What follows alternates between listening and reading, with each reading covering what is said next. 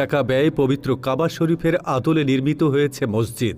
ঢাকায় নির্মিত যে মসজিদে নামাজ পড়তে দূর দূরান্ত থেকে ছুটে আসেন শত শত ধর্মপ্রাণ মুসলমান। আধুনিকতার ছোঁয়ায় নির্মিত এই মসজিদটির নির্মাণশৈলীর জন্য নজর কেড়েছে সবার। দাবি করা হচ্ছে অনিন্দ্য সুন্দর ৫ তলা মসজিদে একসাথে ১২,০০০ মুসল্লি নামাজ আদায় করতে পারবেন। তবে শুধু আকারেই নয়, সৌন্দর্য দিয়ে মুগ্ধ করেছে মসজিদটি। চলুন তাহলে ঘুরে আসা যাক এই মসজিদের অন্দরমহল থেকে। কতটা দৃষ্টিনন্দন করে তৈরি করা হয়েছে মসজিদ আল মোস্তফা নামের এই মসজিদটি, এ নিয়েই আমাদের আজকের আয়োজন। বলা হয় মসজিদের শহর ঢাকা, ছোট অলিগলি থেকে শুরু করে বড় রাস্তার পাশে মসজিদ পাওয়া যায়। মুঘল আমল থেকেই মসজিদের শহরে পরিণত হয় ঢাকা। ঢাকায় কতগুলো মসজিদ রয়েছে এর সঠিক সংখ্যা না জানা গেলেও ধারণা করা হচ্ছে প্রায় ১০,০০০ মসজিদ রয়েছে ঢাকায়। আর এই তালিকায় এবার যুক্ত হয়েছে মসজিদ আল মোস্তফা নামে যে মসজিদটি নির্মিত হয়েছে কাবা শরীফের আদলে।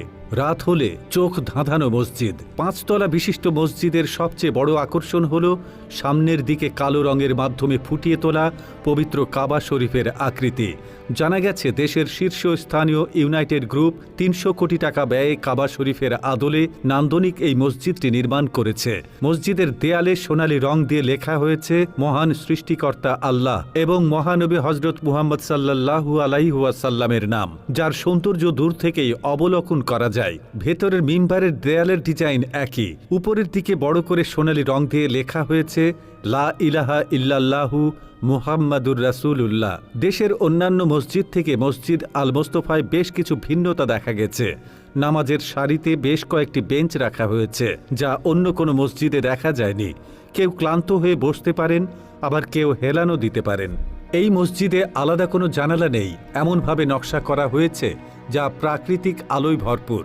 দেশের অন্য কোনো মসজিদের প্রতিটি ব্লক থেকে ইমাম বা খতিব দেখা যায় না, কিন্তু মসজিদ আল মোস্তফায় প্রতিটি ফ্লোরেই ইমাম বা খতিবকে দেখা যায়। এখানেই শেষ নয়, নারীদের জন্য রয়েছে আলাদা নামাজের জায়গা। পুরুষ নারী মিলিয়ে একসাথে প্রায় ১২,০০০ মানুষ নামাজ আদায় করতে পারেন।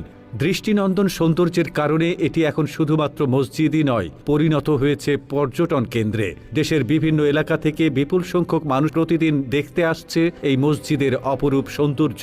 মসজিদের চারপাশে ৪টি আরবের খেজুর গাছ লাগানো হয়েছে, যার কোনোটিতে খেজুরও দেখা যায়। রয়েছে চোখ জোড়ানো পানির ফোয়ারা।